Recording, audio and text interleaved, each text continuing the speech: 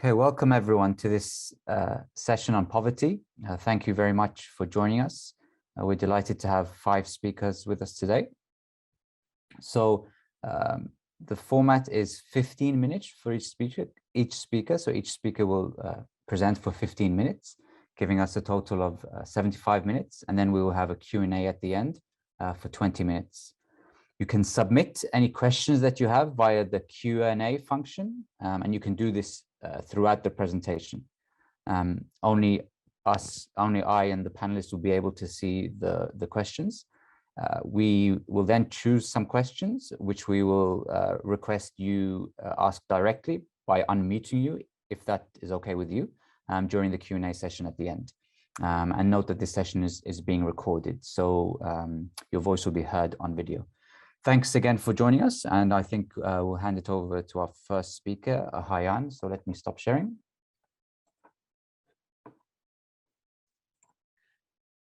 Yeah, thank you, Mohammed. Yes.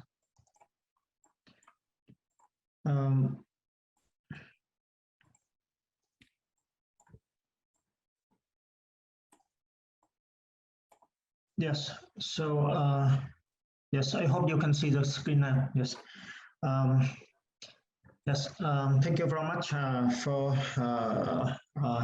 for attending our session, and for my presentation today. It is just to work with our colleagues, also the World Bank, Talib Kilik, Zero Kalicho, and Ksenia Abanokova. And for this paper, we look at poverty imputation, in the context where there is no consumption data,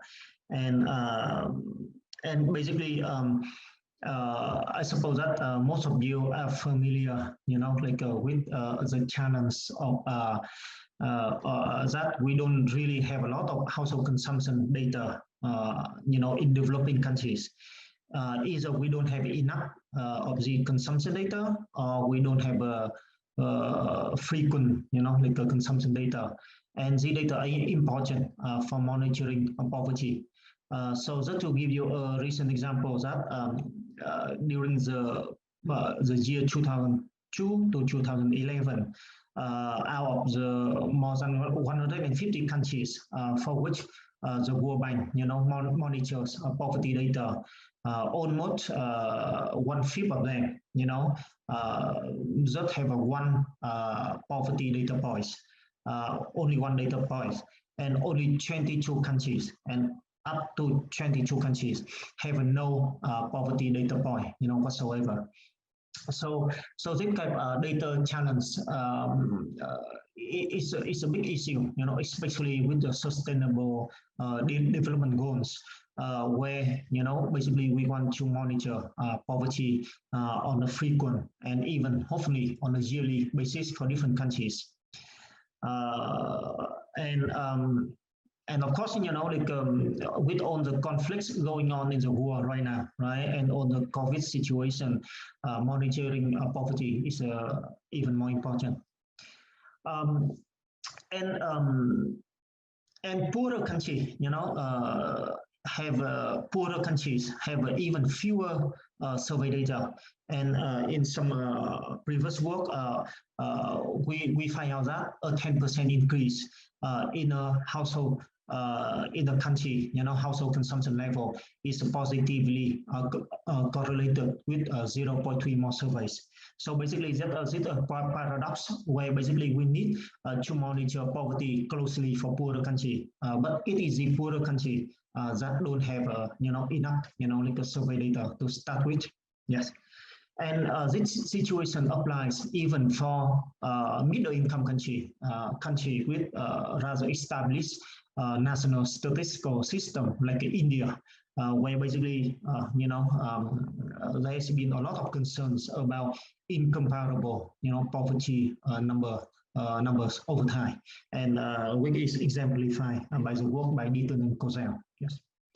So given this background, there has been calls for alternative poverty measurement methods, and such a methods like a survey-to-survey imputation, which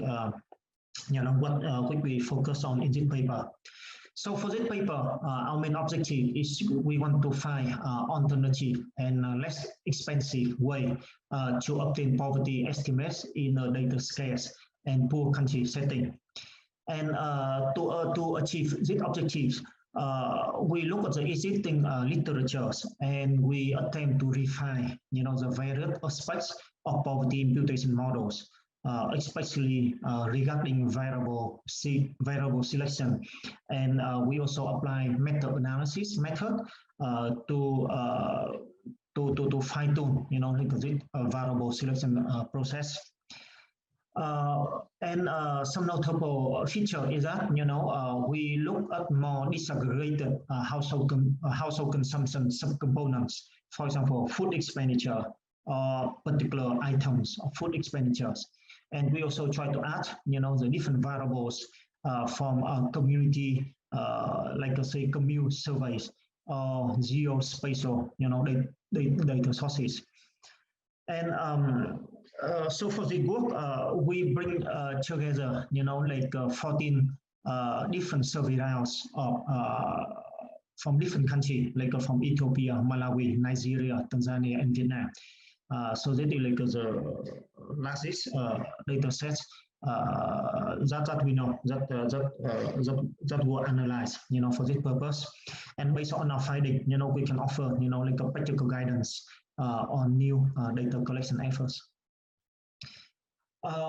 So for the main finding, just to give you the main preview of our main findings is that we find that just using a basic imputation models consisting of household demographic and employment characteristics augmented with utility consumption expenditure, for example, expenditure on electricity, water, or garbage, can help, provide pretty good poverty estimates. Or models with the basic variables plus household assets and dwelling characteristics can also provide good estimates. And some of the estimates even fall within one standard error of the two poverty estimates. Furthermore, if we add geospatial variables, or we add, in the context of Vietnam, if we add census data or commune level data or like data, they can help provide even more imputation accuracies. At the same time, we also see some spatial heterogeneity for urban estimation model and rural estimation models. So I can go very briefly over the literature review here, and we have a more detailed review in our paper. But basically, the economics literature on poverty imputation kind of started with a seminal work by our colleagues, like Peter Lanzel and Chris Elber, and other colleagues, where basically they applies survey to census imputation to generate poverty maps for poor country Ecuador. And so starting from that seminal paper in Econometrica, there has been more application and developments. For example, like doing imputation from household survey to household survey, or doing imputation from a household survey into a demographic and health survey, or to a labor force surveys. There have been some development of the method, and so we employ, like a recent techniques developed by our colleagues and us. And this method has been validated and applied in various countries, ranging from India to sub-Saharan African countries and Vietnam. And this method, Lanzo and Serazuddin, also has been recently applied to provide poverty estimate for refugees in the context of Jordan and Chad. But the existing literature, don't offer very clear-cut, like results on the variable selection process, and they also very inconclusive evidence, in terms of whether we should add subcomponents of household consumption.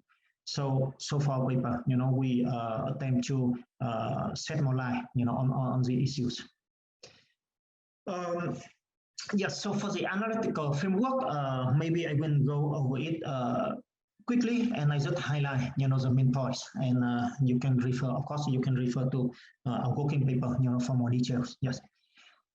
So basically, the framework is a pretty straightforward, where basically we project household consumption linearly on household and other characteristics. So basically, we run a regression of equation 1 of Yj is a household consumption on Xj is a household characteristic and other characteristics. And we have the household consumption data in the first survey, which here we call the base survey, but we don't have the household consumption data in the target survey, which we call survey number 2.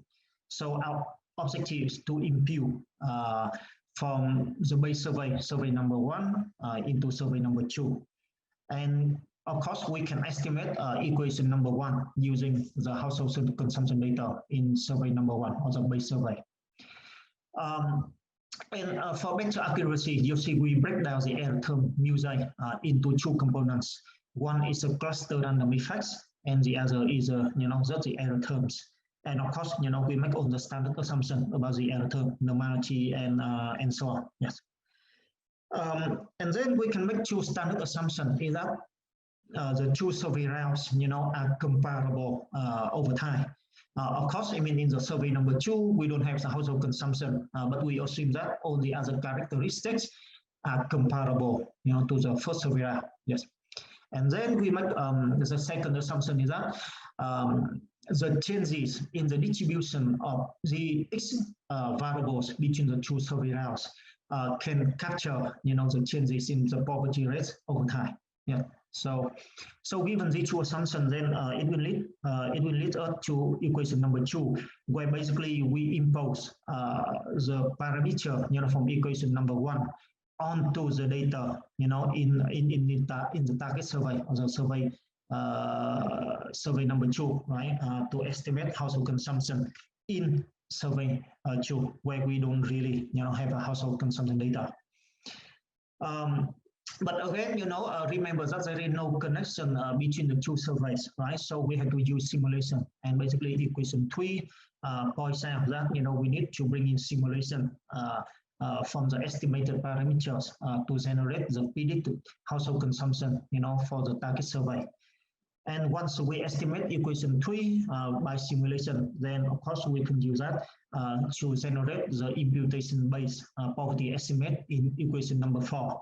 And then the variant, of the estimated poverty in equation number 5. Yes. Okay, so I will just move on quickly just to data and the results. So in terms of data, as I mentioned, we estimate data, from 14 survey rounds from Ethiopia, Malawi, Nigeria, Tanzania, and Vietnam. And the sample size, hovers around 3,000 to 5,000 households. Except for some others, for some survey for Ethiopia, Malawi, and Vietnam, we have a much more, household, ranging from 7,000 to more than 12,000 households. And the the standard, LSMS style, a household consumption survey that we usually see. Yes. So going to the results, as you can see, so here there are a lot of results. So mostly I'm showing the main results for Vietnam, and then and for some other country. Yes, so I can go quickly because we have about 5 minutes left. Right? Yes. So for Vietnam, if you look at the last column, model 9, right?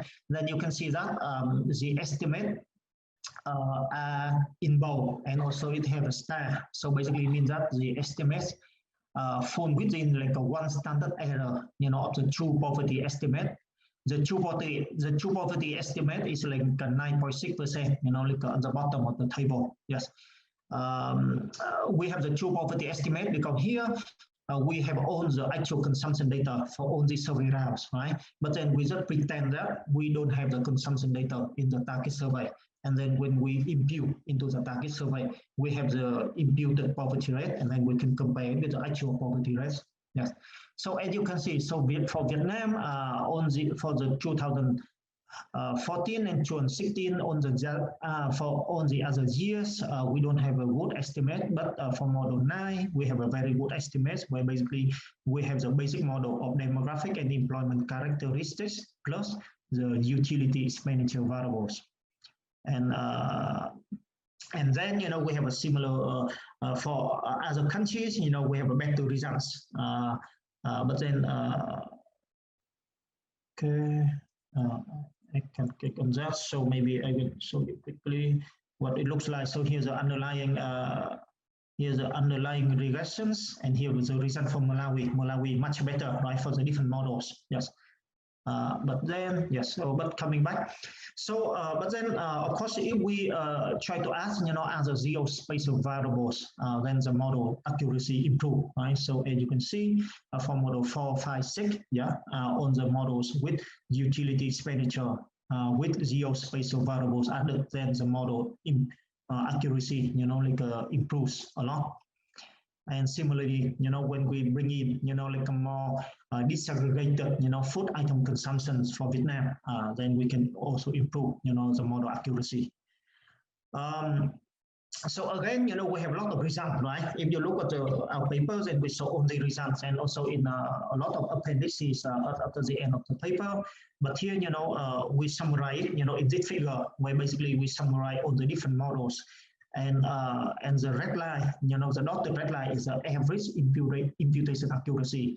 And here you can see that, say, for certain models, like for model 9, which is a model of the basic variables plus utility expenditures, and it performed very well.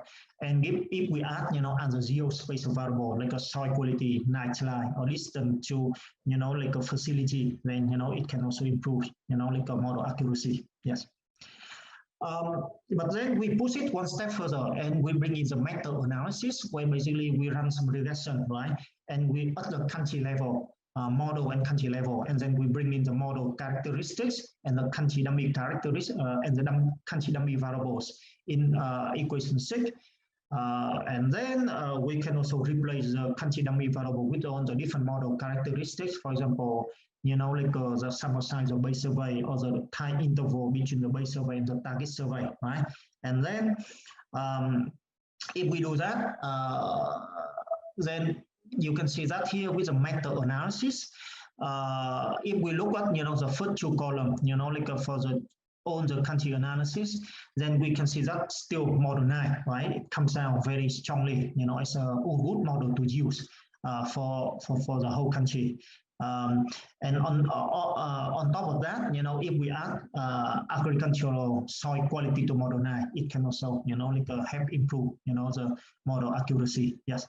But if we look at urban area and rural area, of course, we still have the result of model 9 and the augmented, model 9. But then, we see some heterogeneity, between urban and rural areas.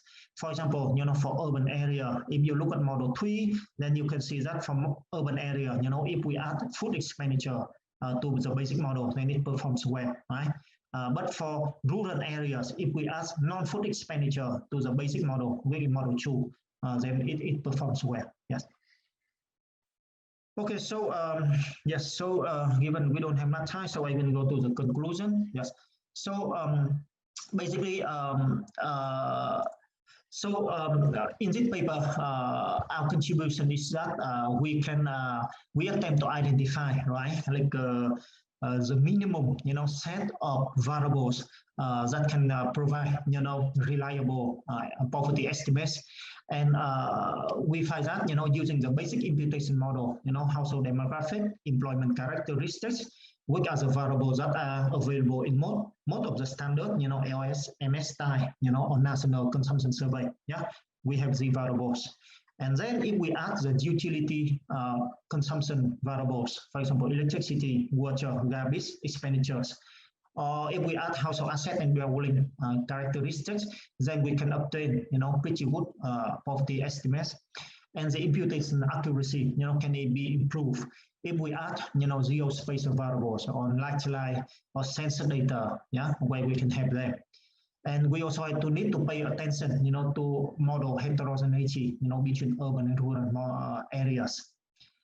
And for future research, we believe that it can be useful, to extend this model or try to replicate it in other countries. And if we can bring in subcomponents of non-food consumption, or if we can do some like a survey design, experiment, right, to experiment with varying length of the survey questionnaire, for example, or to experiment with the different items, consumption or non-food consumption items that we can include in the questionnaire. That can be they can be useful directions to go into. Thank you. Yeah, so I can stop here.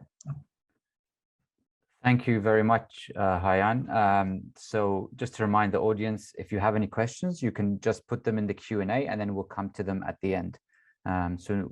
Next, we'll move to our next presentation, which is Godstime, talking about poverty persistence in Nigeria.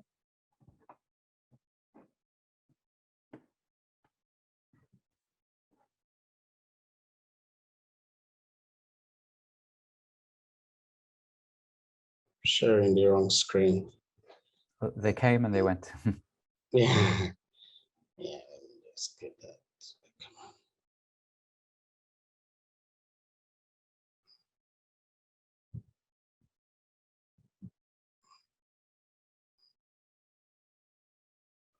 on. Okay. All right. Thanks everyone. It's good to be here to talk about this research. So talking about the poverty persistence in Nigeria, evidence from household level panel data. So despite a relatively strong economic growth in the past decades, so we've seen that poverty has remained quite endemic in Nigeria. So a lot of households are susceptible to shocks, and Nigeria is one of the highest countries in the world with the highest number of people living in extreme poverty. About 83 million people currently living below the poverty line. About 53 million people are vulnerable to poverty. So the high incidence of poverty in Nigeria has become one of the pressing socioeconomic problems. And of course, to address this issue, it's important to understand the cause or the nature of poverty persistence in Nigeria. That is, why has poverty persisted over time, despite a lot of effort by the government and some economic growth we've seen. So the persistence of poverty implies that essentially households that experience poverty today are more likely to experience poverty in the future. So we can actually attribute this to two separate mechanisms or channels. And both of them have different implications for policy, which we may want to use to target poverty. So first, it could be that households persist in poverty because they are different, they are heterogeneous with respect to both observed and unobserved characteristics. So essentially, the one possible mechanism why poverty could have persisted in Nigeria, or generally speaking, is that households have unique set of characteristics, both observed and unobserved, that sort of predispose them to poverty. Or second, it could be that there's a causal link between poverty today and poverty in the future. So poverty today causes poverty in the future. So now, making a distinction between these two channels is not just an academic exercise, because such distinction has important implication for policy, right? So, for example, if the data shows that poverty persistence is causal, that means people are poor today is simply because they were poor yesterday, maybe just because of a shock. So short-term policies like social safety nets may be able to reduce poverty in the long run. So, but if the poor people remain in poverty because they have unique characteristics that makes them vulnerable to poverty, then we may need a sort of structural policy to alter poverty in the long run. So it's very important to make that distinction. So that is actually the focus of this research. So essentially what I'm trying to do in this paper is to try and understand what is the nature of poverty persistence in Nigeria. So essentially I'm providing the first evidence based using the general household panel data in Nigeria to sort of answer this question, because current evidence in the literature, especially in the Nigeria context,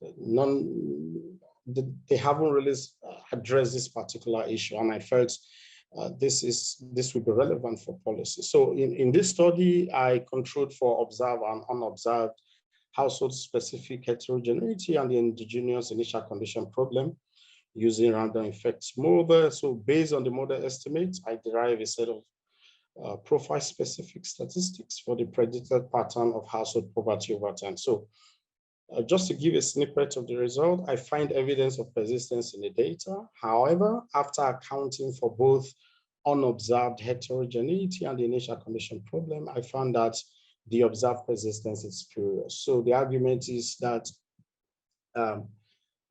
unique characteristics that persist over time can create sort of false state dependence in poverty. So that's essentially the summary of the results. So I'm just going to quickly go through the method.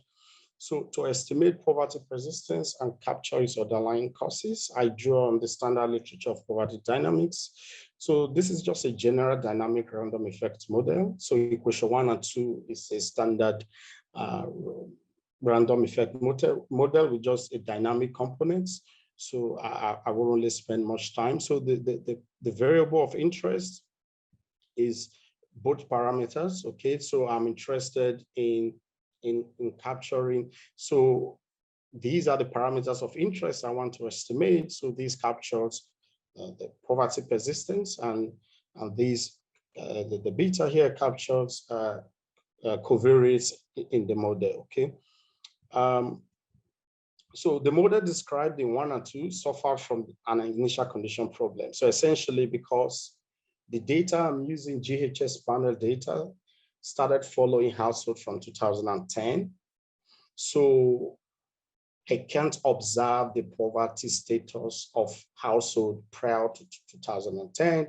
And if that status correlates with their unobserved component, that gives us the so-called initial condition problem, so which could lead to bias estimate. So in order to account for the unobserved household effect and the initial condition problem, so I follow the approach proposed by Woodridge and refined by Rabesket and Skronda. Okay, so essentially what they propose is that in the likelihood function, we simply integrate out the unobserved component and specify that as a function of the initial condition, poverty condition, then the initial covariates, and then the average of the covariates of the explanatory variable. So this is what Woodridge proposed to deal with the initial condition problem. So then I have the joint density used for the estimation is simply this. So this is similar to the joint density in the random effect model. I think the only difference here is just the introduction of these additional variables to capture the initial condition problem, as well as the unobserved heterogeneity. Okay, so I'm just going to go straight to the results because of time. The working paper has loads of results, so I'm just going to sort of bring out the important results, sort of the key results.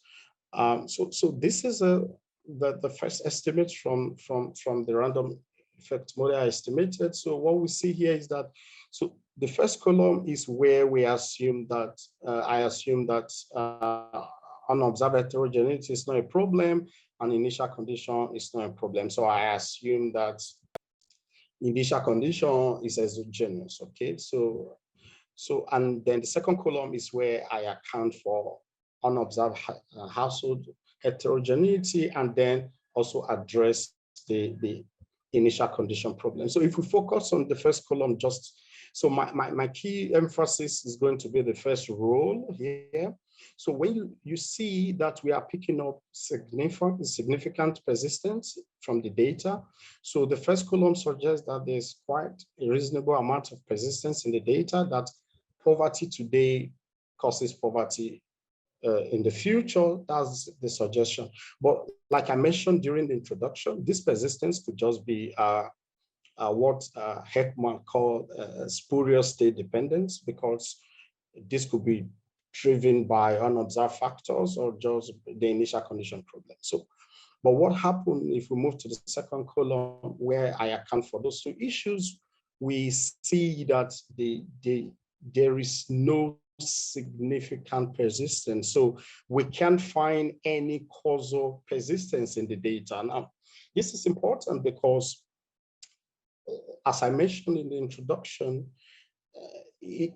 disentangling this channel is important for policy, because I'm not picking up any causal persistence in the data, suggesting that the persistence that we see in the data is caused by selection due to observed and unobserved household heterogeneity. For example, so household may have low education, poor expectation, very wrong life choices. So these factors, if they persist over time, they are going to create dependence in poverty, right? So they are going to predispose households to poverty.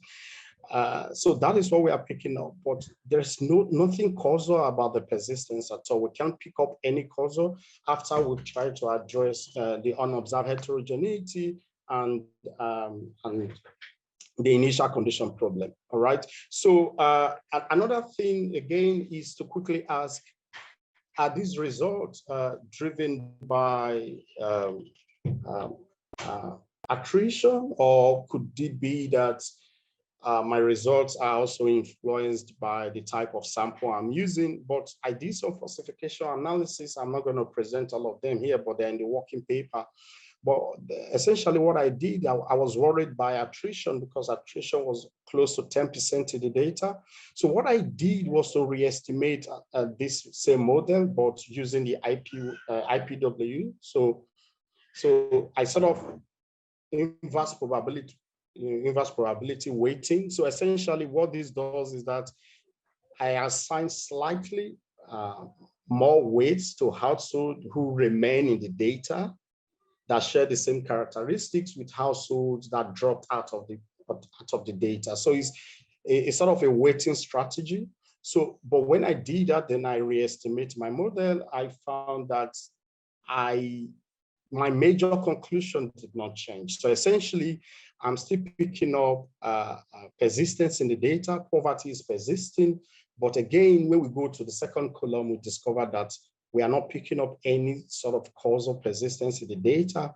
And again, this is pointing to one thing, that the persistence of poverty in Nigeria is driven largely by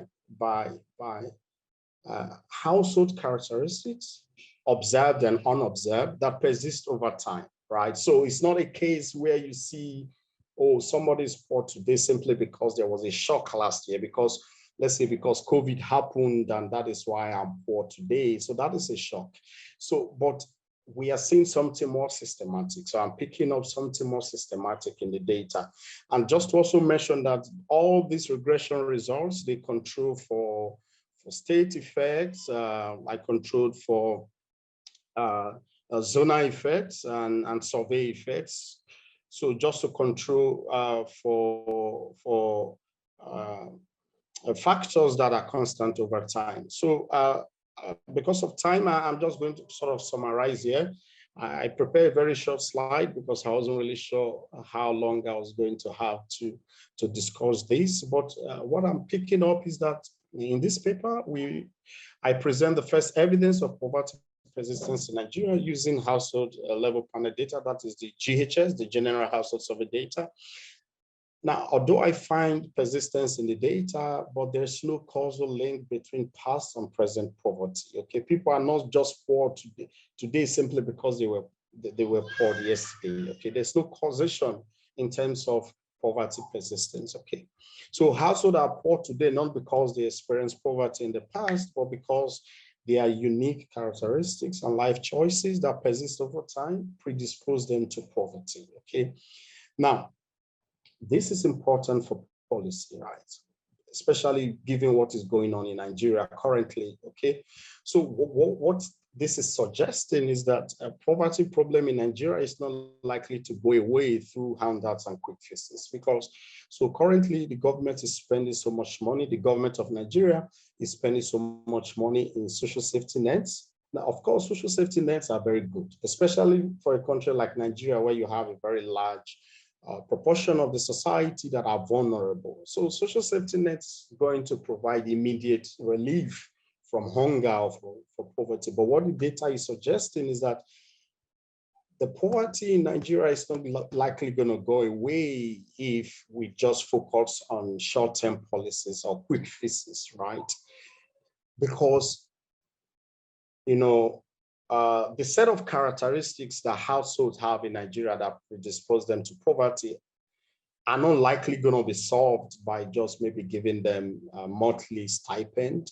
Okay, so the evidence is sort of suggesting that we need something more structural, something more long-term, that will go deep to the underlying problems if we really want to break the vicious cycle of poverty. So we, of course, like I mentioned before, we all acknowledge that short-term policies are useful for addressing incidents of poverty, but we are not likely to get out of this problem, what the data is suggesting, unless we combine these short-term policies with more long-term policies. So we're going to look at the labor market.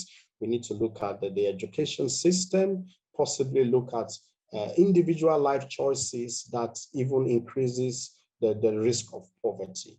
All right, so I'm going to stop here. I'm not sure how many minutes I have. I will stop here and thank you very much for your time.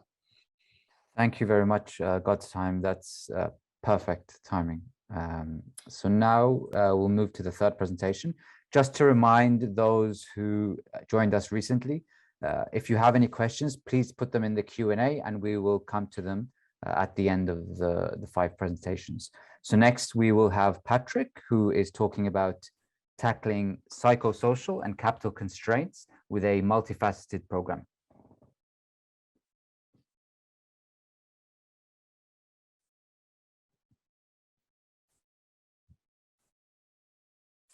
Thank you so much.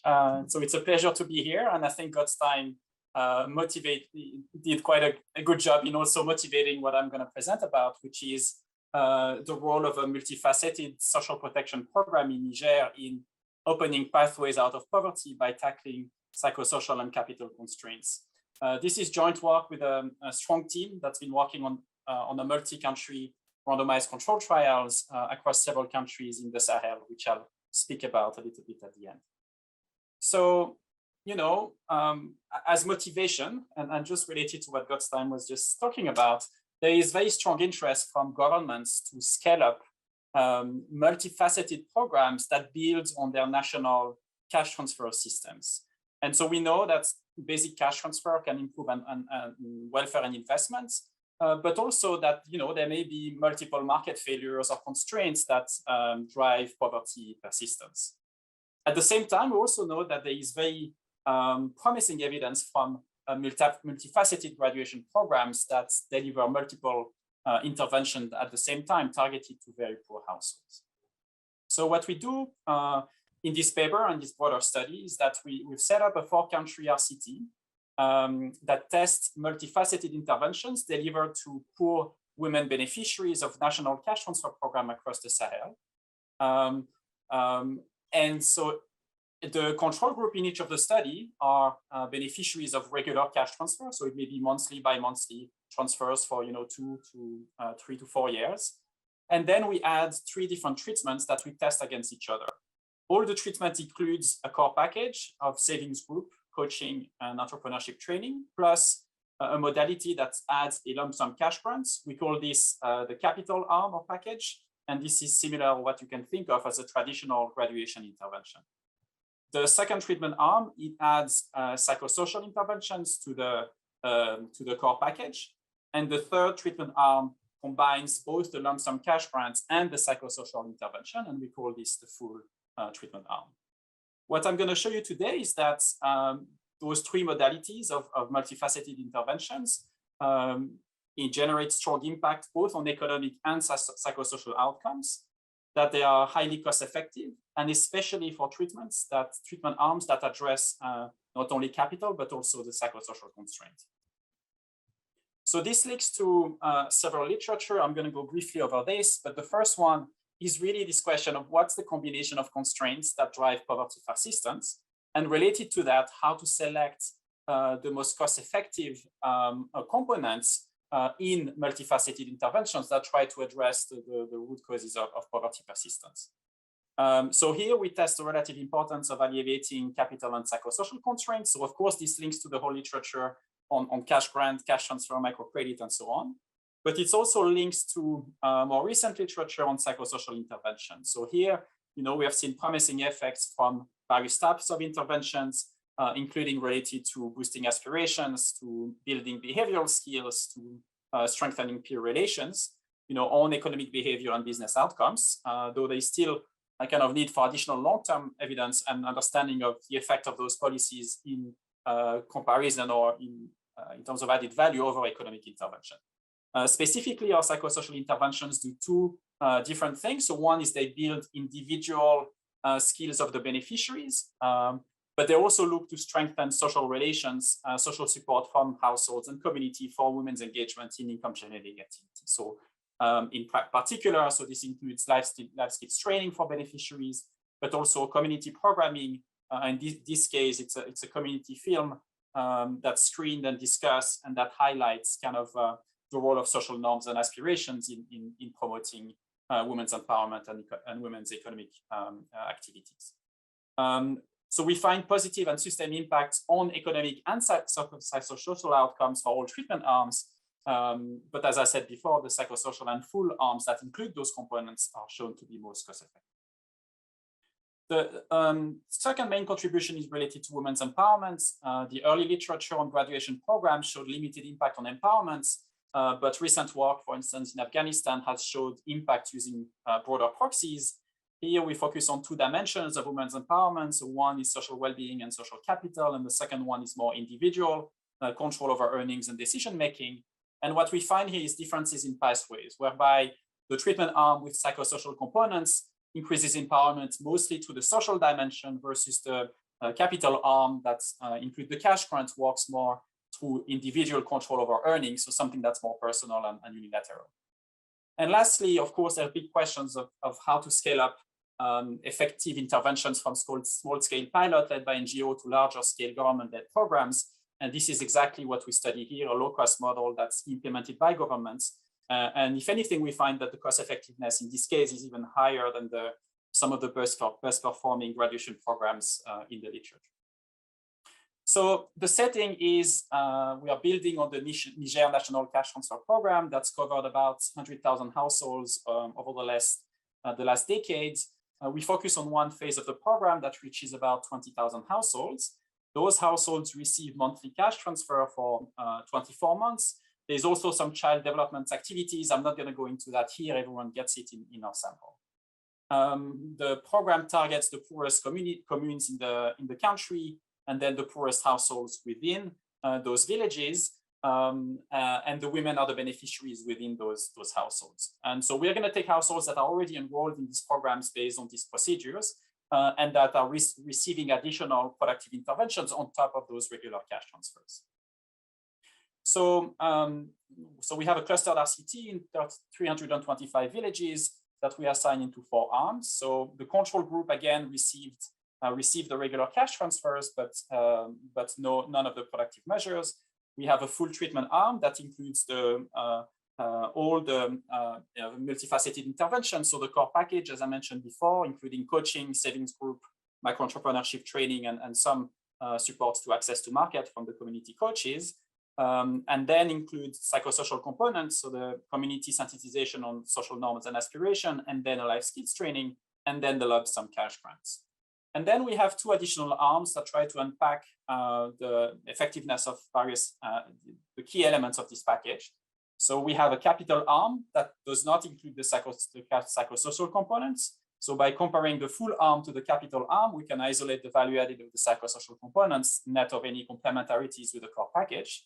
And then similarly, when we compare the full arm to the psychosocial arm, we can see what is the value added of the cash grant, and as such, kind of determine which is the most cost-effective among those three packages.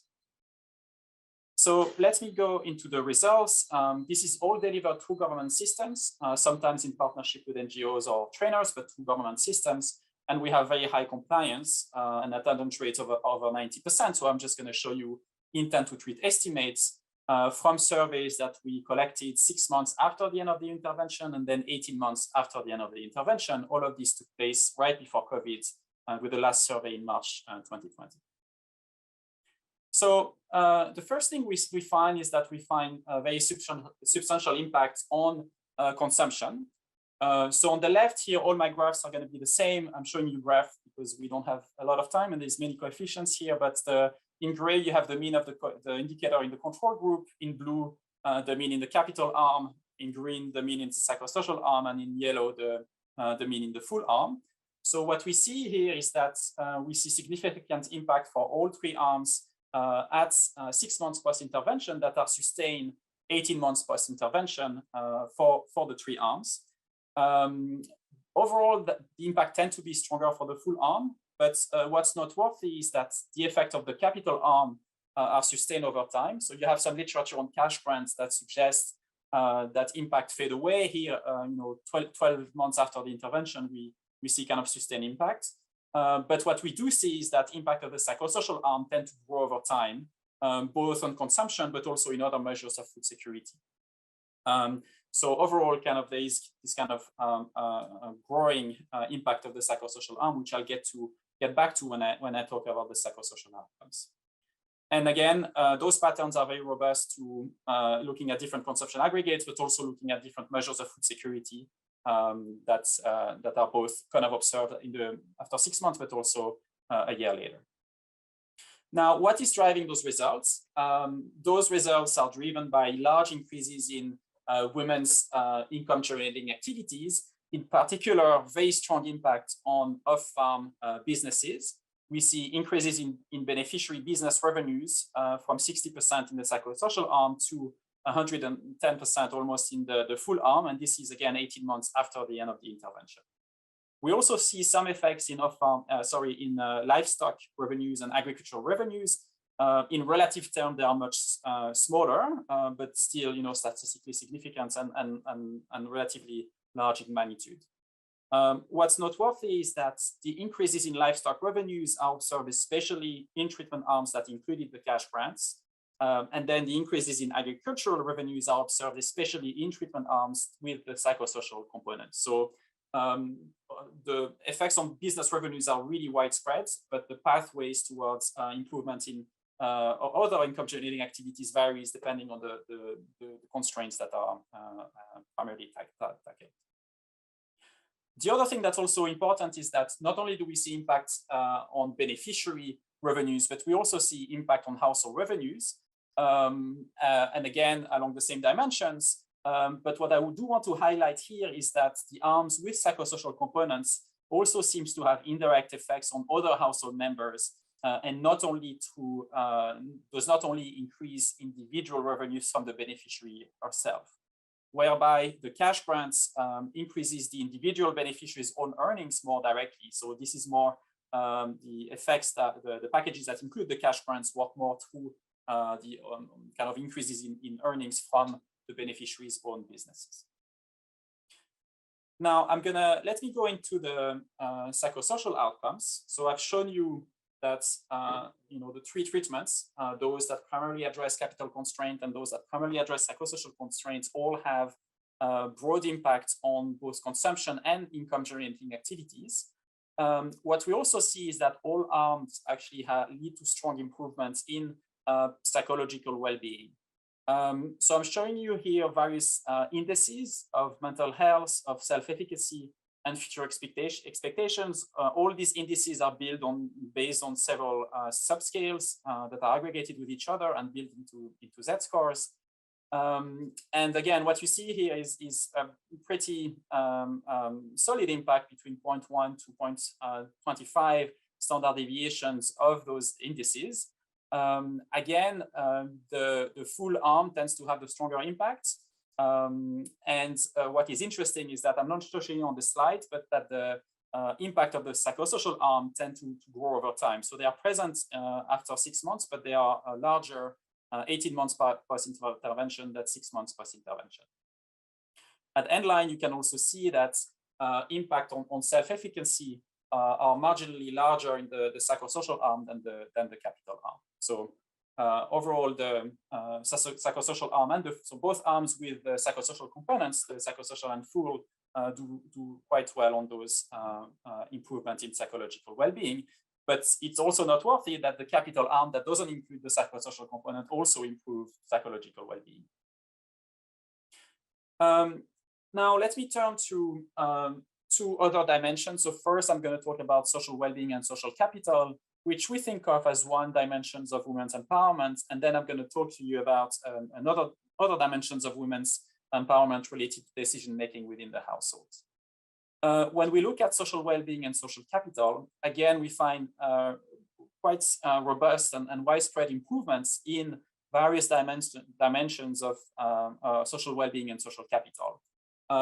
Related to financial support, being able to raise funds in case of need, related to social support and support from peers and the community, to social standing, how good you feel in your community, to social norms, to what extent norms are supportive of women's engagement in income-generating activity, and to social cohesion, how tied and close the community feels with each other, to collective action. So you see broad-based gains across those indicators and across the treatment arms.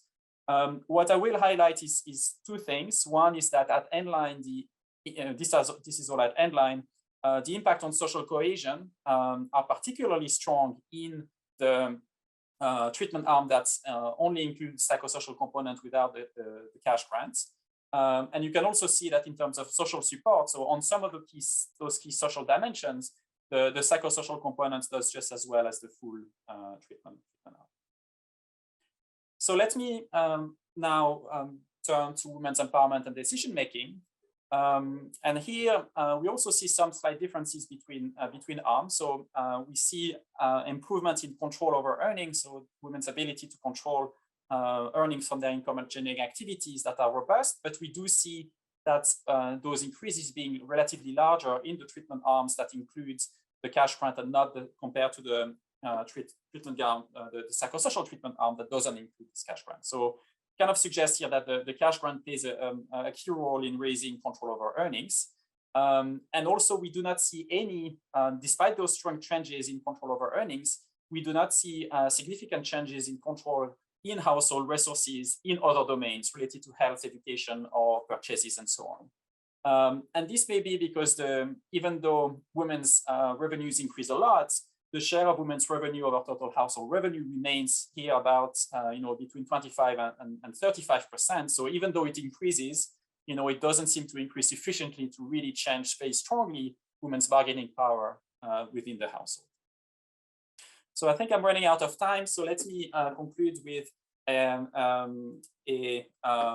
cost-benefit analysis here.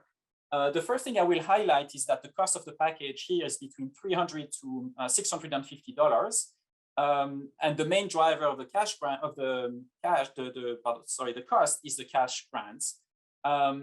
These costs, however, are much lower than many of the graduation programs you have seen in the literature that can be 2 to 3 times more expensive as this. So this is a relatively low-cost package, and as you have seen, a package that leads to relatively strong impact across multiple dimensions.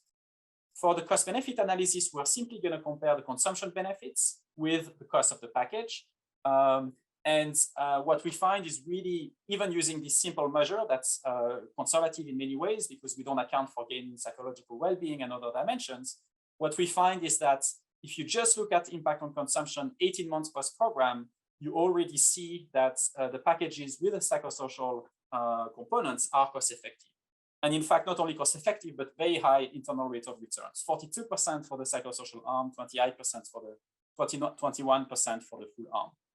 Now, if you make really conservative assumption in terms of how long the impact will last, for instance, here, assuming that impact will divide by two, will divide by 2 every year after the second follow-up survey, you find internal rate of returns that become positive for the capital arm at 15%, so, and extremely large for the psychosocial and capital arm. So overall, highly cost-effective interventions under relatively weak assumptions, and strikingly, in a way, the interventions with psychosocial components already paid for themselves in a way by the time we observe impacts 18 months post-intervention.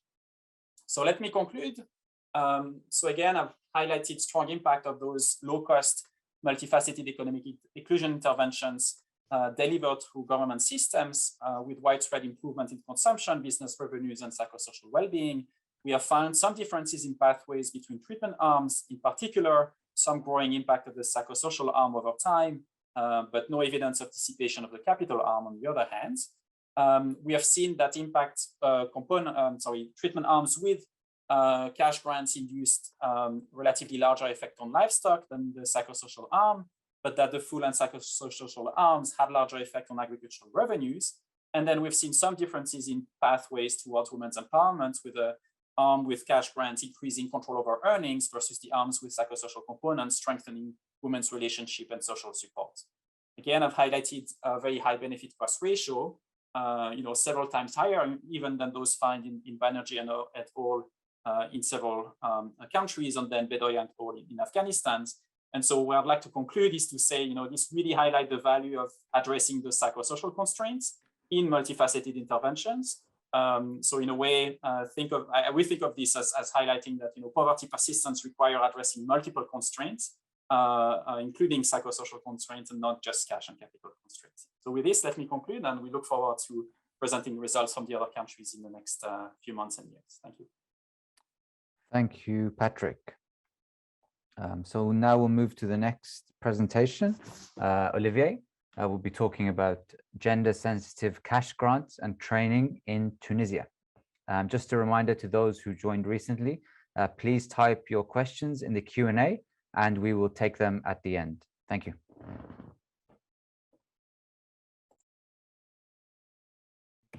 Thank you. I think you can see my screen, so let me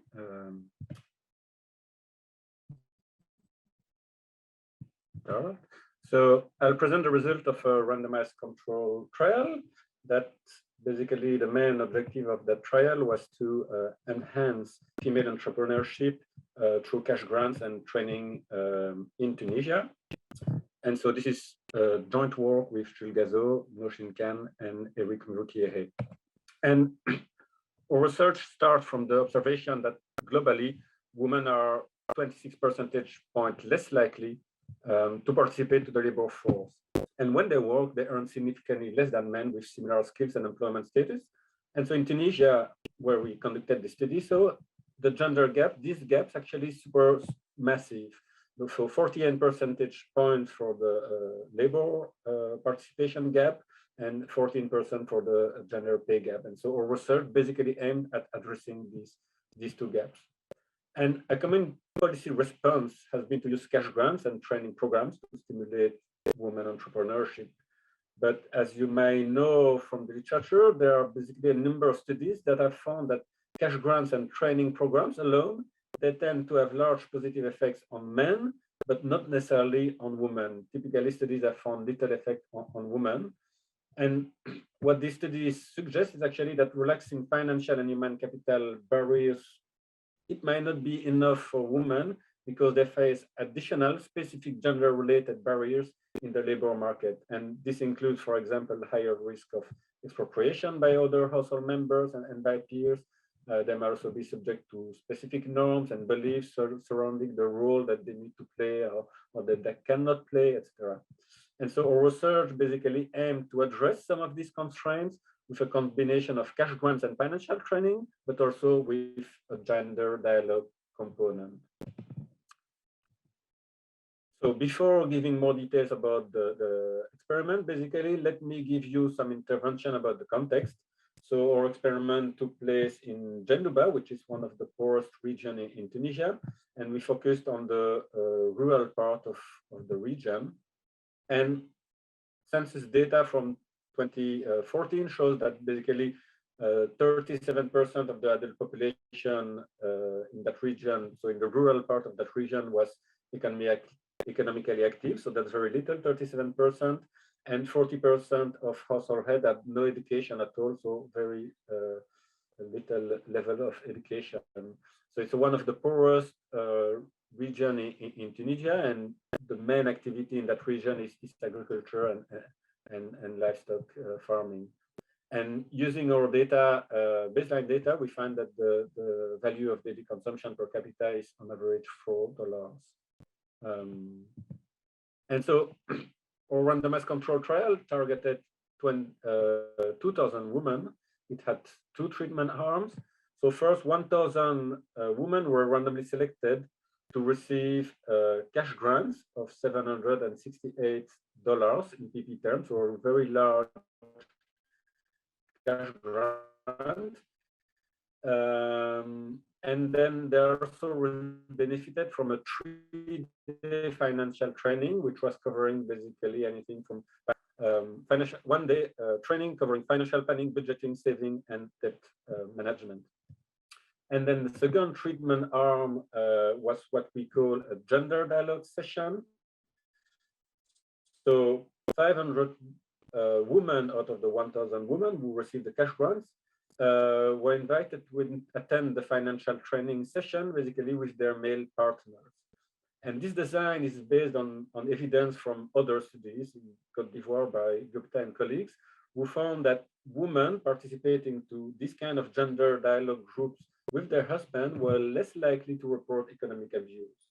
And so one of the objectives of the training that was with men and women was to encourage dialogue between partners, to show that the opinion of women were worthwhile, and to try to think about household budgeting and expenditure together, basically. And so that's our study design. So 2,000 women selected to be part of the study, 1,000 received the cash grant and training. And then again, this group is split in 2. So 500 women do not invite the husband, and 500 women can invite the husband to what we call these gender dialogue sessions.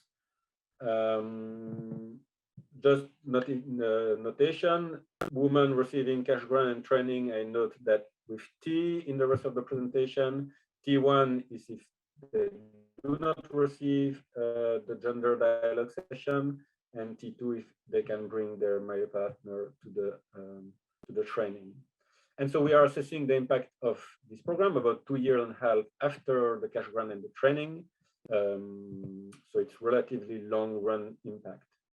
And so because it's a randomized control trial, the empirical strategy is quite simple. So I'll be quick on that. We estimate basically 2 different equations. In the first one, we simply assess the impact of being in one of the treatment groups, so receiving the cash grant and training. And then in the second specification, we compare the 2 different treatment groups, those who can, the woman who can invite the husband to the training, and those who cannot invite the husband to the training. And we consider 34 outcome variables.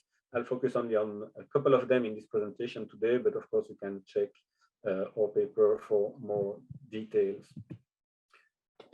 Before discussing the results, let me briefly mention some technical aspects related to the internal validity of our study. So first, important with randomized control trial, we have strong evidence, of course, that the treatment and control groups are well balanced. Second, we are not worried about large spillover, simply because our programs were relatively small scale, only about 0.3% of the population received a grant. So we don't think that spillovers are likely to be a massive issue. And then third, we have many outcomes of interest. And so we pre-committed to use basically sharp Q values for inference. So sharpened Q values control for the false discovery rate. So we reject the null hypothesis of the test whose Q value is less than 0.1, to ensure basically that the expected value of the false discovery rate is 0.1. And then a last problem, more important probably, is attrition. So as I said, we explore the effect of this program in the relatively long run, 2 years and a half after the end of the program, and attrition was moderate. Having this in mind, it was only 9%. But the problem is that attrition is differential. So attrition is significantly higher in the control group compared to the treatment group. And we find that actually attrition is mostly driven by differential migration rates between the treatment and the control group. So unfortunately, this could be a problem for the analysis if the attritors, those who left, are very different from the non-attritors. But it's also an interesting finding in a way to show that households who receive the cash grants and training program appear to be less likely to move than those in the control group. So as I said, it's always worrying, of course, to have attrition. So we use 3 methods to address this selection bias. Possible selection bias, let's say, due to differential exclusion. And actually what we show in our paper is that attrition is unlikely to drive our results. I'll not spend too much time on this method that we use, but of course you can check our paper if you are interested, or if you don't believe me. And so I'll immediately show you the results, and I'll focus on 12 variables here in the interest of time. So in this figure, we first analyze the impact on women's income. 7.5% of women reported having an income generating activity at end line. So that's quite low. And on the figure, the blue bar represents the intent to treat effect of being in one of the treatment groups. So basically receiving the cash and the training. And you see here that we find a small effect, 1.3 percentage point, and it's not statistically significant at conventional threshold. But then you have the yellow and the green bars where we distinguish the 2 different treatments, basically. T1 is for those receiving the cash and training only intervention, and T2 is the cash training and gender dialogue intervention. So for the woman who could bring the husband to the training, basically. And we see that there is actually a massive difference. Women who could participate to the training alone seems to have been positively impacted basically by the program. They show higher positive effect on the likelihood to have a income generating activity, but that's not the case for women who brought their husband to the training. So it seems that the gender dialogue component of the program has backfired. Inviting husbands to the training seems to have prevented actually the development of women's economic opportunities. And we observe actually qualitatively similar results if we could focus on other measures like income generating activities before the COVID pandemic, and we observe also similar effect if we focus on women's income.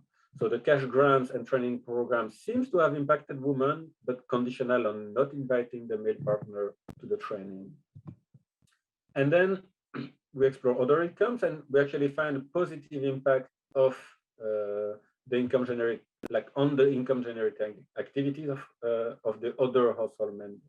So it seems that some women benefit from the program, but also other household members seems to have be more likely to have an income generating activity following the program. Then we also find a positive impact on the proportion of women reporting that the household has an agricultural income generating activity. We find a 2.4 percentage point effect, so which is relatively large. So it's 39% increase compared to the control group.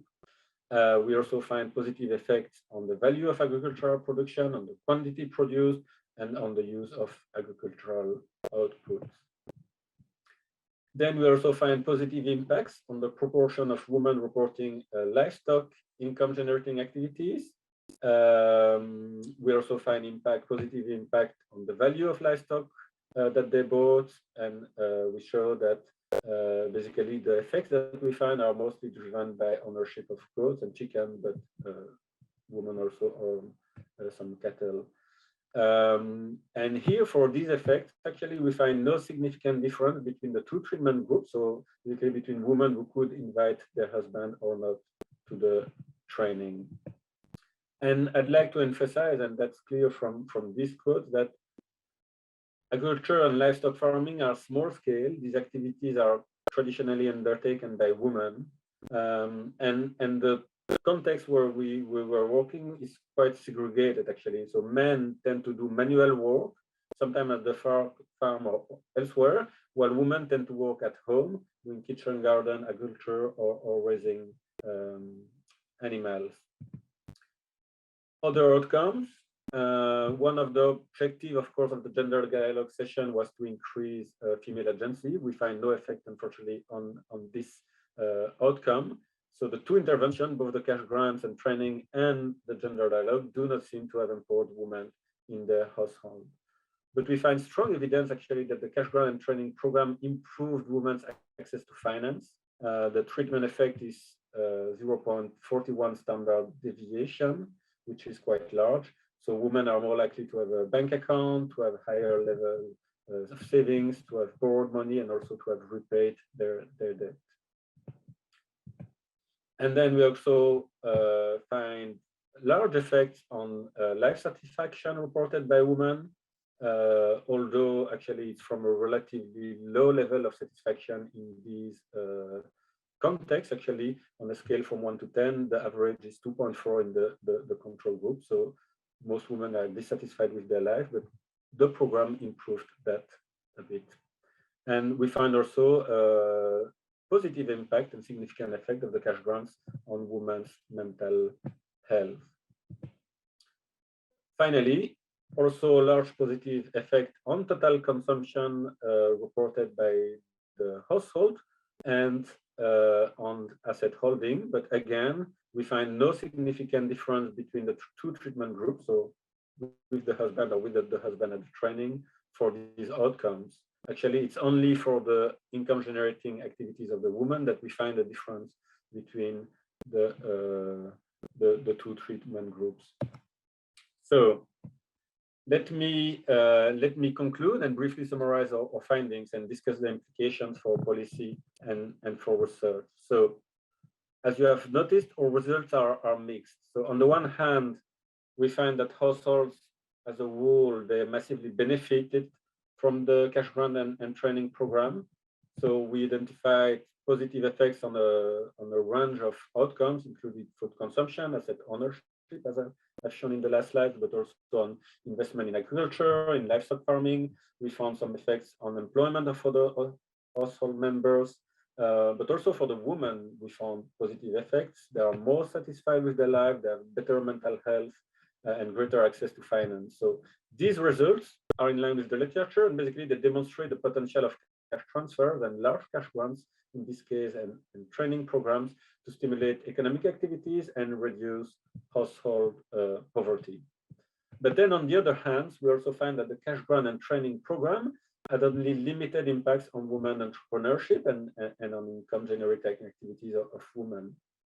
And in fact, and that was one of the main component of our randomized control trial, the gender component dialogue seems to have backfired, at least when it comes to women's formal employment. So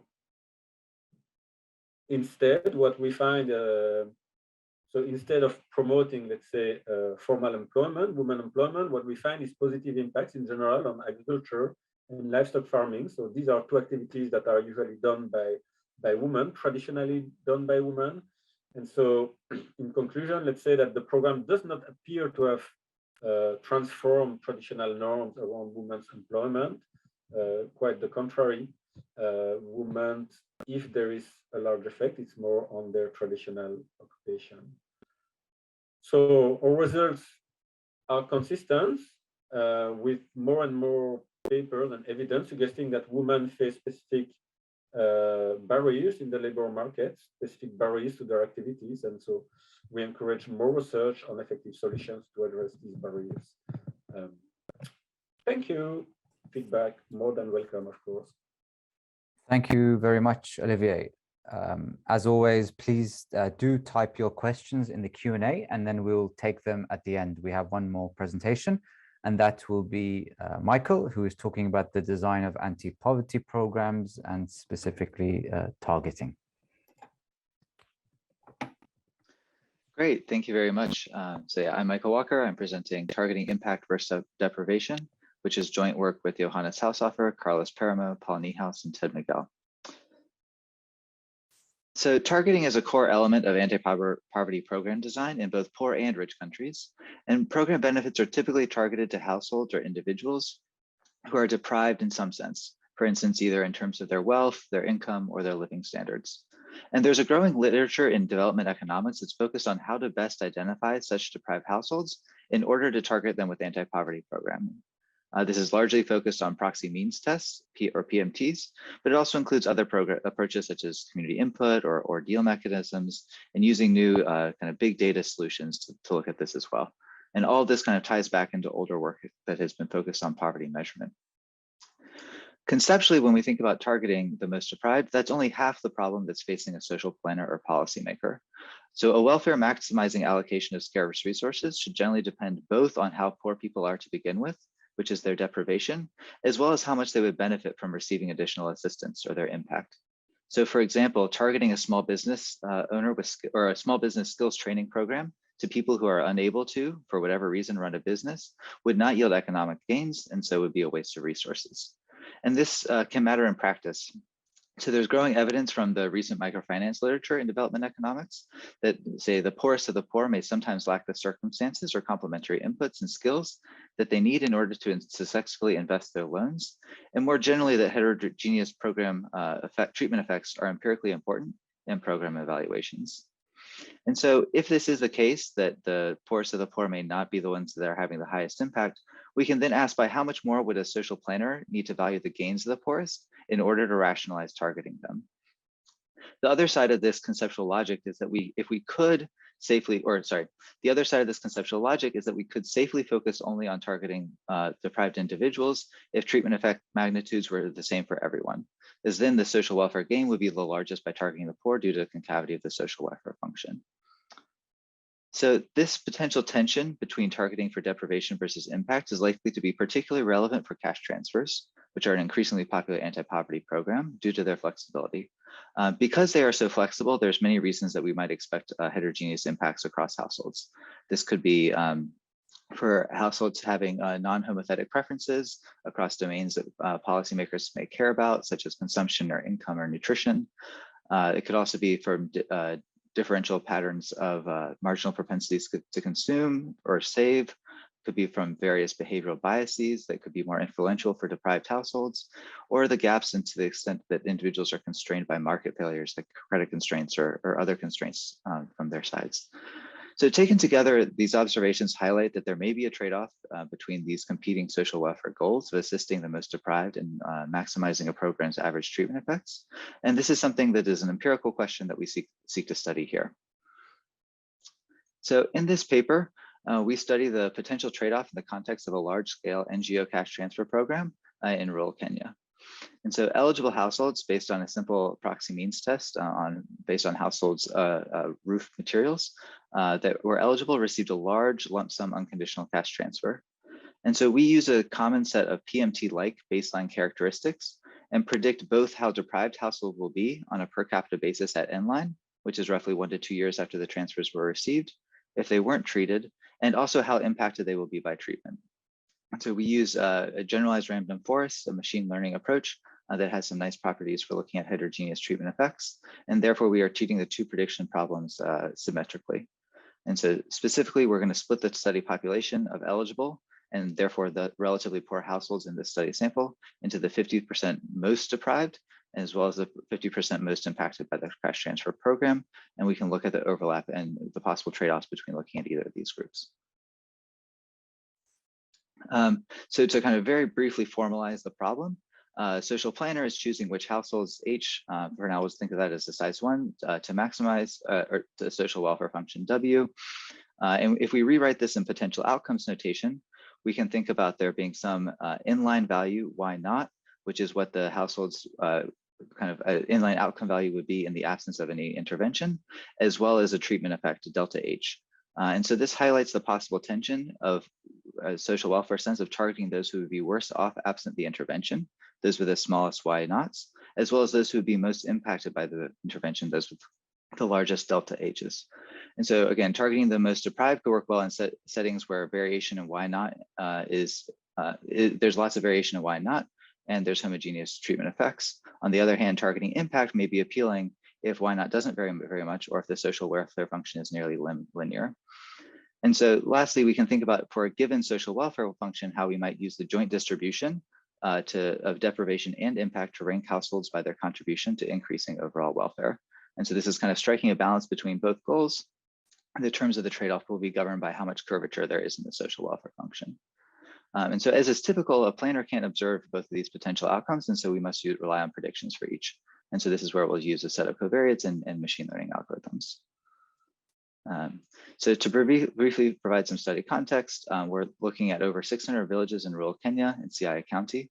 Almost all households are engaged in some sort of agriculture, but a large share are also engaged in self-employment and other type of work for wages. Overall, this area was selected because it's relatively poor and has low mean living standards. The eligible households receive the large lump sum unconditional cash transfer. There's pretty broad coverage, so it's about the bottom 35 to 40% of households within villages wind up being targeted. And so again, we're going to be only able to estimate treatment effects for this subsample, but that is much broader than many of the other programs that are targeting the poorest households in some contexts. These transfers are also very large. So in PPP terms, this is about a little over $1,800, about 75% of median household expenditure. So as part of the project, we surveyed many of our households both at baseline pre-treatment to collect these PMT-like variables on assets, demographics, and economic activity that we wind up using for prediction. And so for today's talk, we pre-specified 4 outcomes of policy interest that were measured after the transfers at inline: consumption expenditures, assets, income, and food security. For today, I'm going to focus on the first 3, as these are kind of broad financial measures of living standards and are the type of outcomes that are frequently targeted by poverty alleviation programs, and they're also connected by the household budget constraint. Our food security is an index, and it's a little bit harder to interpret, but I'm happy to talk about this more in the Q&A. So the timing of our inline surveys range between 9 and 31 months after baseline, and it was about 13 months on average after the mean shilling was distributed. And so this is a key point for thinking about interpretation. That means we're kind of capturing short to medium run effects of the program. It's enough time that we may expect to see impacts, and policymakers may want to see that there's some persistence for gains in these outcomes. That said, measuring impacts at different time horizons may lead to different implications. When we define deprivation, we do so on a per capita basis, as the resources needed to support a household at a different size will vary. But we measure impact at the household level, as all households receive the same transfer amount regardless of their size. So $1 in transfers will be mapping to $1 in impact. We then use our baseline data to generate predictions for inline deprivation and predicted treatment effects at an individual level. So we use machine learning methods, which are well suited for these types of prediction, particularly the generalized random forest package, which is work by Susan Athey and some of her co-authors. And specifically, we're splitting the data into folds and using data in the other folds to develop a mapping of covariates to predict Y naught and delta values. And then we apply these within the folds to classify the bottom 50% of households in terms of inline outcomes as the most deprived, and the top 50% in terms of predicted treatment effects as the most impacted. We repeat this 150 times and average across models to ensure that results aren't sensitive to any particular split of the data. And so a nice feature as well is that we're using, many targeting exercises are using contemporaneous data to predict deprivation, but we're using kind of inline data that's coming about 1.5 years later. So we're really treating these 2 problems symmetrically. And so again, we take these individual level predictions for classification, and then we use these classifications for our analysis. We have about 5,000 households within this sample. So to kind of fix ideas for some of the figures that I'm going to show you, and I'm going to focus on figures instead of tables given the time of the talk. This is simulated data. This is not our actual data, but this is an example of a case where the most deprived would have the largest treatment effects. So along the the x-axis here is our predicted end-line values, and along the y-axis are our predicted treatment effects. So again, this is simulated data, but here we see that households in the upper left are those that are that have the highest treatment effects and are the most deprived. And so again, in this situation, there would be no trade-off. These are the households in the upper left are the ones that we'd want to target under both targeting rules.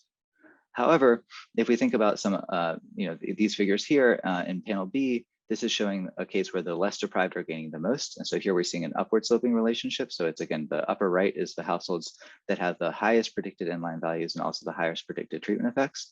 Or we could wind up in a situation like C, where there's treatment effect heterogeneity that's unrelated to deprivation.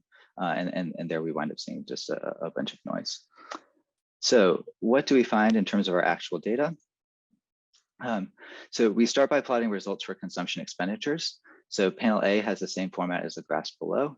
This is inline predicted consumption in per capita terms on the horizontal axis and predicted treatment effects on the vertical axis. So individual points are households from one of our models, and they've been color coded so that yellow is the most deprived and most impacted. These are households for which there's no trade-off. Blue is households that are deprived only.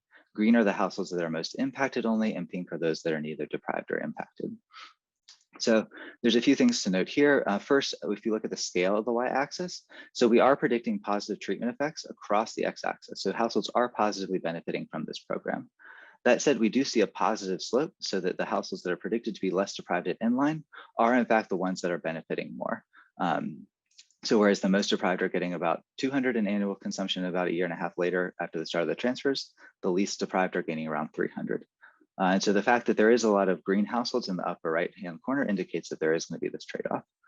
Panel B is showing the similar thing in terms of the CDF, where with darker areas representing more mass. And again, we see that there's kind of a large mass in the upper right corner there. And so again, taking these kind of predicted values to our data and looking at inline values, we do find that the most deprived have 30% lower inline values relative to the sample mean, while the most impacted are 24% higher. So again, showing that there are kind of real differences in terms of these, and that we are finding kind of the more impacted are finding higher treatment effects kind of overall. So next, if we look at all these outlined, our three main outcomes together, again, we're not finding any kind of evidence of a downward sloping relationship. So the relationship is maybe a little bit weaker for assets and income, but again, this is really providing some insight that there is potentially some trade-off here in the sense that we are kind of seeing this upward sloping relationship. It's also important to note here that we are seeing kind of a lot of treatment effect heterogeneity throughout. So there are lots of non-deprived high impact households kind of across the board. And so interestingly, when we kind of look at the correlation matrix across these different types of outcome, so we are finding a positive correlation across these different types of treatment effects. So the lower triangular section here is presenting scatter plots of the predicted treatment effects on different outcomes pairwise. And then the upper triangular section reports the corresponding correlations. And the diagonal shows the unconditional distributions of each treatment effect. And so we see that impacts on financial outcomes are all strongly positively associated with each other. So the households that experience the largest consumption gains are also tend to be the ones that are experiencing large asset and income gains. And so this is different than what we would find if there are some households that invest all their transfers and other households that spend all of it, which would generate a negative correlation between consumption and assets. And instead, it seems to be more consistent with a kind of return on investment story, and that there's some households that are able to realize gains, which leads to kind of higher medium-term consumption assets and income. And to put a little bit more of economic context under this, the machine learning algorithms can kind of generate the types of influential variables that we're going to have for deprivation. We find that larger households and those with more pre-existing assets and economic activity tend to be the ones that have the largest effects, while smaller households and the smaller size households and those with widows and elderly household members are going to be the ones that have the smallest effects. So again, this is just kind of like key in terms of highlighting the trade-off that we may be facing when we think about this, that the latter group is ones that we might think we really want to benefit. So as I'm running out of time, I'm going to go very quickly through this, but we do a kind of a social welfare function analysis using constant absolute risk aversion utility function to kind of generate and sort of see what this trade-off looks like in practice. We consider a range of values for alpha that are kind of go as alpha increases, we wind up getting it to be more risk averse and therefore from a social planner perspective, having a stronger preference for redistribution. And when we look at this, what we're finding when we're kind of comparing these, we can make a few different, comparisons across these. We can look at in column 4, the kind of the binary choice between targeting the most deprived versus the most impacted. We can also look in column 5 at finding the kind of the critical value of alpha at which we would switch from targeting the most impacted to the most deprived. And we can also report the share of households of kind of this, like in this optimal sense, that are in each of these 2 different categories. And so the main takeaway here is that kind of across the board, we're choosing to target the most impacted for kind of reasonable, quote unquote, reasonable values of alpha. And so even at kind of these more extreme values of risk aversion, we're still kind of, the optimal choice is to still have a large share of households from the most impacted group and not kind of fully focus on the most deprived group. So to kind of quickly summarize and conclude, so we looked at the empirical relationship between predicted deprivation and treatment impacts. We find that consumption effects are larger for better off households, and they're qualitatively similar, though slightly less pronounced for asset and incomes. And there's many non-deprived households that have large gains. So the punchline for this is that targeting aid to the poorest may not be welfare optimal, depends on the outcomes of interest and how strong your redistributed preferences are. With any kind of single empirical study, there's a lot of external validity concerns. This area is kind of relatively ethnically and socially homogeneous. It's a one-time size transfer. It's a medium-term timing.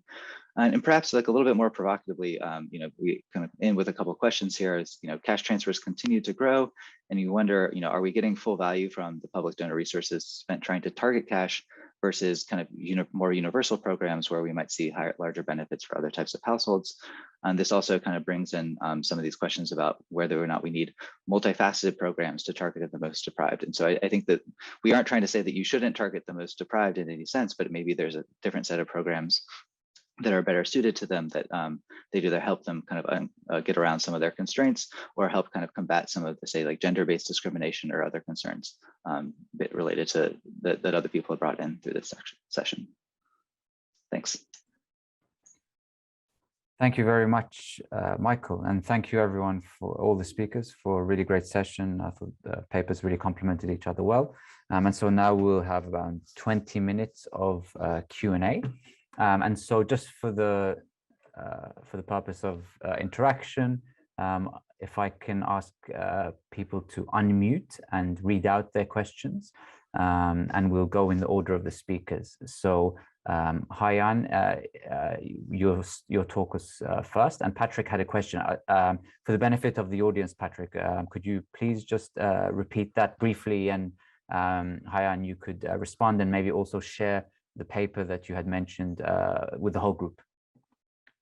No, thanks a lot, Hai-Anh, for the presentation. Yeah, my question was, was curious because you were using kind of regression and parametric approaches. Was curious if kind of machine learning will get you any further in the predictions. And then secondly, the motivation for the talk was that, in some areas, poverty changes over time quickly and we don't have survey data. So I was curious if you are able to predict changes over time of poverty as opposed to the kind of the static version of the poverty rate. Thank you. Yeah, thank you, Mohammed. Yes, and thank you, Patrick, for the very interesting questions. So, yes, so if you, Patrick, if you can please send in your questions, right, to everyone, then I will also copy my reply to you. Yes, but very quickly, yes, I can do that. Response is that. Yes, my response is that we did do some quick comparison with, with multiple imputation and a bit with machine learning in previous work. So for this paper, we didn't report on our comparisons, but in at least 2 or 3 papers that we did comparison with multiple imputation, and we found very similar results. So that's why we didn't report results here, but of course we can perhaps try to at least briefly like a note about the results, so that to make it clearer. Yes, and for your second questions on checking poverty over time, so actually it's a more complex area, right? Because then now if we want to check the movement into poverty or movement out of poverty, then it's like a poverty dynamics, and it's not just like predicting, poverty at one single point in time. So for that, it's like a related, but like a more complex topic, and we also like work on that, like separately, and we also briefly, review some of our works in the journal Economic Survey paper that I will share the link, and and I also share the other link to another paper. Yeah, thank you. Thanks again. That's it. Great, thank you. So now we'll move to Godstime, and Patrick, sorry, you're up again. Do you mind just, sorry, Olivier, sorry, it's Olivier that your question was first. Yes, thank you for the very interesting and clear presentation. I'm not at all familiar with this topic, but I found it very, very clear and interesting. And one question that I have is, when you explain the differences between the two regressions, the two main regressions that you have, you say basically that the second regression shows that there is no strong evidence of persistence of poverty, and that it's other basically observable and unobservable characteristics that explain poverty. But you didn't spend so much time explaining how to interpret the coefficient of the variable initial poverty, so yi0 in your notation, which is highly significant and close to 1. And I mean, from how I would interpret that, that initial poverty is predicting actually very, very well current level of poverty, and so that it's somehow showing interpreting. So I was wondering how you interpret basically that variable. Thank you. Oh, thanks so much, Olivier. So yes, the yi0 indeed came out quite significantly, and the way the model was specified and the way I estimated the model. So what it means is that poverty at the initial condition is correlated with unobserved factors that influence poverty. So it's showing that indeed we have initial condition problem. So if yi0 was not significant, the way I specified the model, it means that initial condition prior to the sampling is not correlated with unobserved factors. So we don't have initial condition problem. So that is what yi0 is. That is the role yi0 is playing in the results. So being significant is just saying that, oh, indeed, poverty at the initial period is correlated with unobserved factors that determine poverty at time t. So indeed, we should be worried about initial condition problem.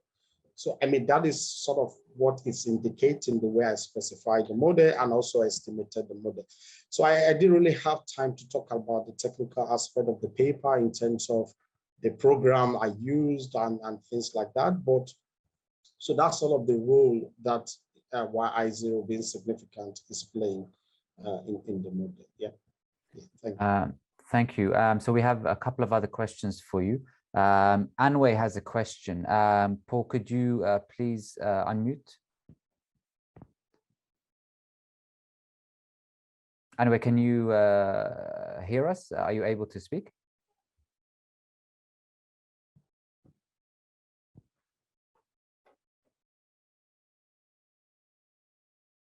Anway, can you hear us?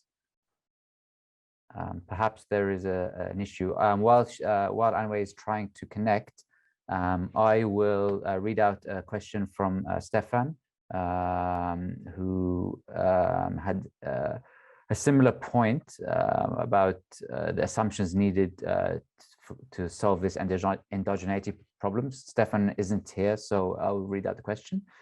He says, I appreciate the careful attempt to handle the question of persistence and the solution to the endogeneity problem of past poverty. Firstly, he wanted to know if you could clarify a little bit the assumption required for this method to be valid. Perhaps it's clearer in the paper, but just for the benefit of the audience. And secondly, the specification includes vector X of variables that are not necessarily exogenous, such as who gets the remittance, who's in self-employment, and these may be linked to similar factors that are causing poverty. So are these results robust to the choice of X? So a two-part question. Yeah. So yeah, thanks, Stefan. I mean, these are very, I think, important questions. So in terms of the assumptions made, so the first assumption obviously is a standard assumption we made in random effects. So the unobserved has a normal distribution, right? So that assumption is made so that you can easily estimate the model, so there will be a closed form solution. That is the first assumption made in the model. And then obviously the second assumptions are the assumptions made by Woodridge in his 2005 paper, such that in terms of identifying the initial condition problem, saying the fact that taking the averages of all the initial covariates and the time changing covariates is enough to identify the initial condition problem. So these are the two, I think, major assumptions made in identifying the model estimated. Okay, quickly because of time, the second question, right? So indeed so the covariates in the model, the right-hand side variable, yeah, a lot of them are not exogenous, indeed. And in the paper, I point out the fact that I'm not claiming any causal relationship for the covariates because I didn't account for that. So they are just correlates of poverty. So they're just correlation, pure correlation. I was not really interested in interpreting them causally. So what I was interested in is the core variable of interest, which is the lag of the outcome variable. So that was the one I focused on. So in the paper, I was careful in interpreting the other covariates as just correlates, not causal relationship. And the last question is, I think the last point is something I think I'm going to do.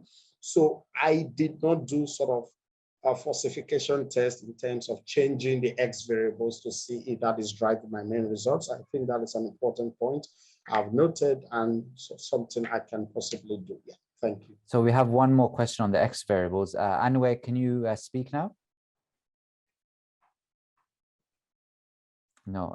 So Anway is basically asking, do you think a household head with higher education will have the same poverty reduction effect like the household head with primary education?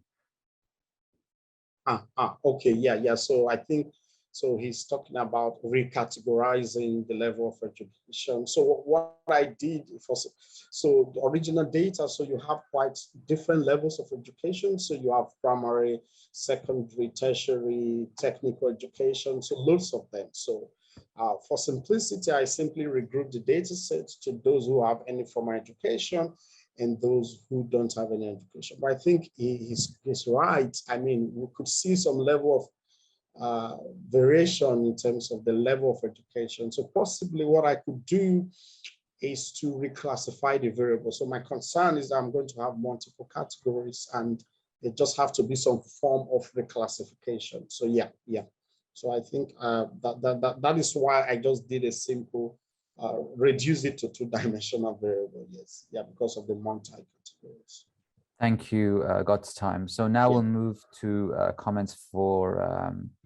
Well, we have a comment for Olivier. I actually have a question for Patrick, if that's okay. Patrick, you have these really high internal rates of return, with the exception of one, which is, I think, the capital arm, assuming a full dissipation of the effects, right? I'm just curious to kind of rule that out as one of the more realistic ones. Are you seeing a huge amount of, or are you seeing a large number of people who are actually investing the capital grants in assets, income generating assets, whereby the actual assumption of 100% dissipation is really too strong to believe? Yeah, so let me start by actually the opposite, which is that we have done benchmarking against Banerjee et al. Paper in Science. And actually, if you look at their cost-benefit analysis, they assume impact at perpetuity. So in a way, we are taking the extreme, kind of the absolute most conservative assumption, saying, everything drops off from today to tomorrow after 18 months after the program. And we do think it's unrealistic because we do see strong impact on assets. And we do see, sustained impact from 6 to 18 months post-intervention. So thinking this is going to suddenly, drop off the cliff is probably not realistic.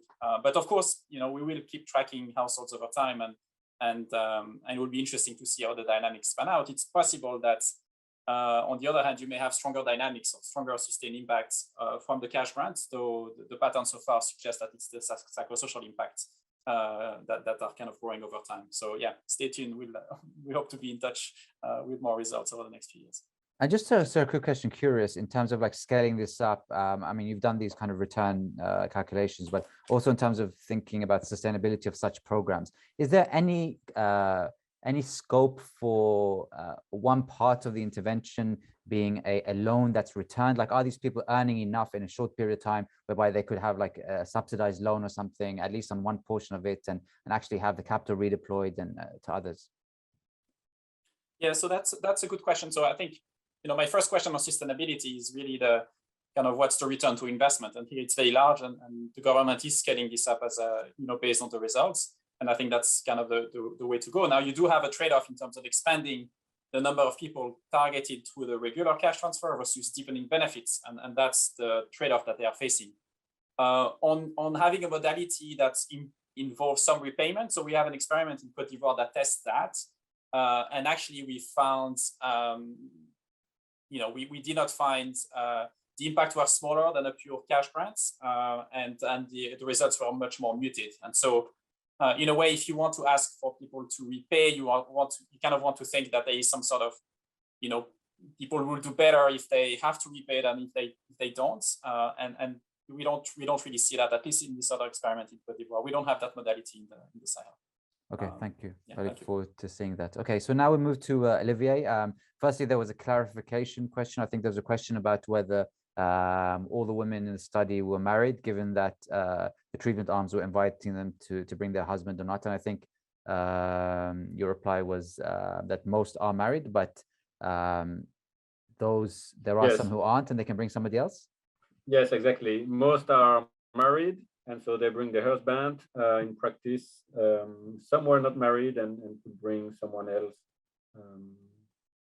And I mean, the married woman, if it was not strictly enforced, so if they wanted to bring someone else, that was also a possibility. Okay, and then I'll let Patrick ask his question. Yeah, thank you. So I was interested in how you assess the size of the economic effects. They seem rather small to me, but maybe I'm not, I don't have the right benchmark in mind. And so kind of related whether you have done a cost benefit analysis on how this kind of stacks up. Thank you. Yes, thanks. I mean, it's always difficult to assess whether an effect is large. And as an author, I guess we are always tempted to think it's large.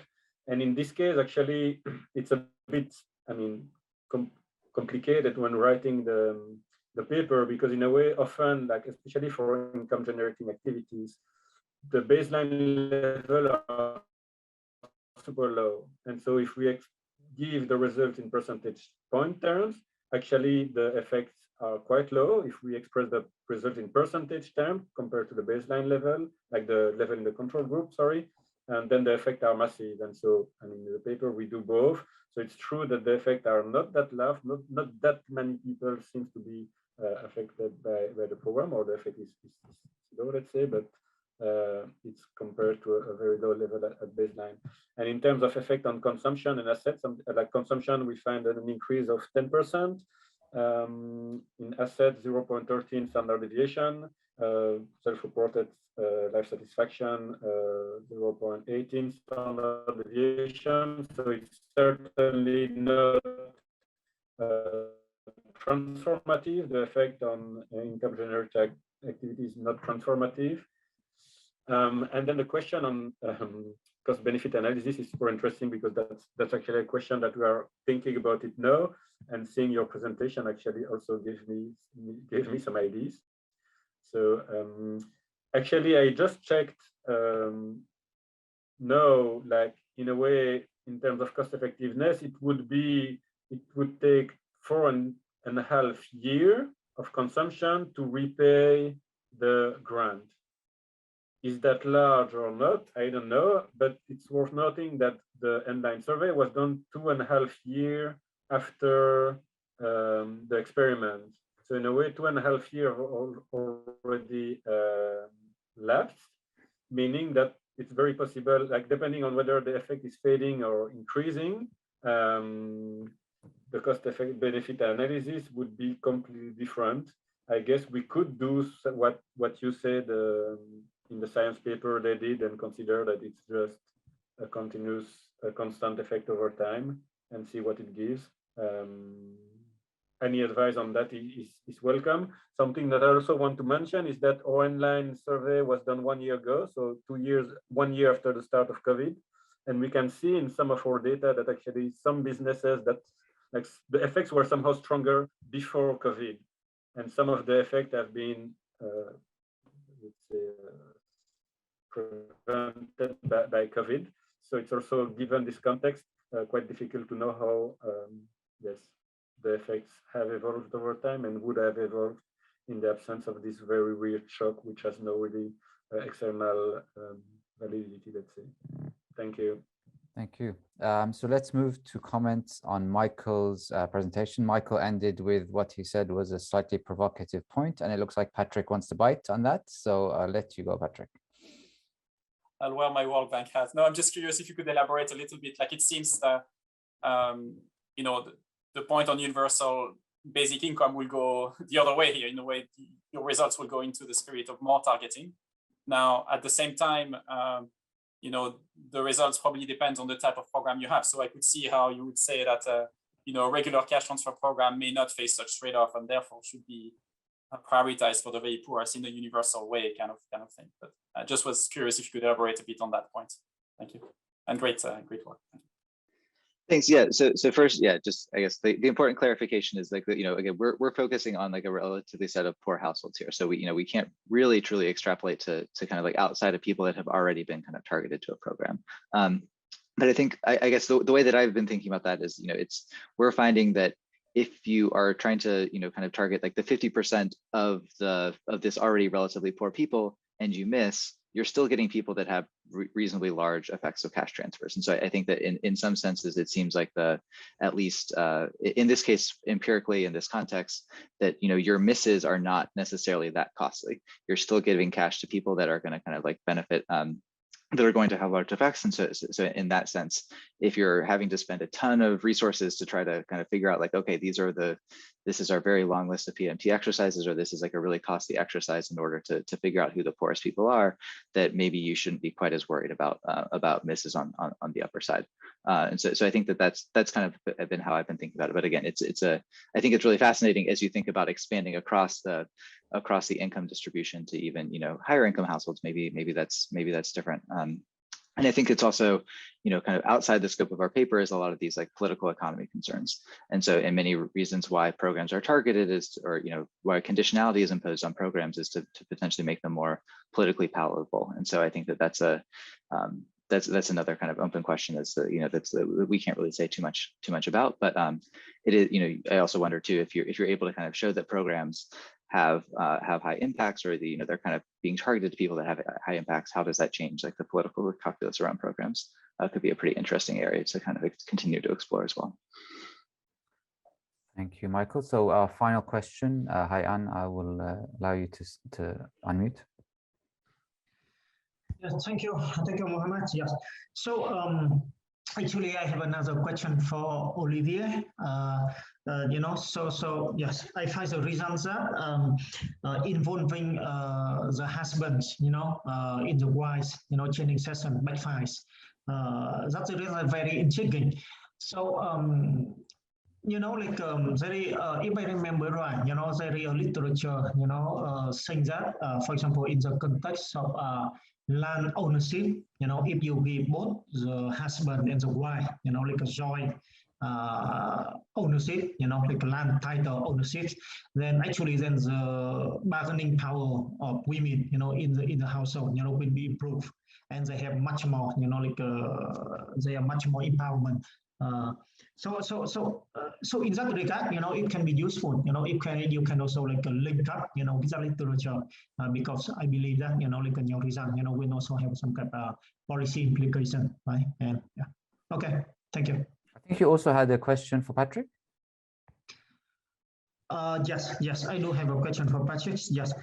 So the question for Patrick is that you know, like when I look at your result, right, for the treatment arm, where like you have the total, right, the total, both the capital and the social, you know, treatment. Then so I just wonder, you know, whether we see the total impact, you know, when we see the total impact, will be equal, you know, to the impacts, you know, from both separate arms, or do we see it higher, or you know, stronger, or like a weaker impacts? And if we see it, you know, any explanation why, you know, we see the impacts? Yeah. Thank you. Yeah, so this is a great question. The challenge is that there are some components that I shared across those groups. So all groups got savings group, they got some micro-entrepreneurship training. So you can't, it's not exactly a 2x2 design. So you can't really back out whether they are additive, you know, substitute or complement. So we try to do a little bit of this in the paper looking at cost. You know, it suggests they are,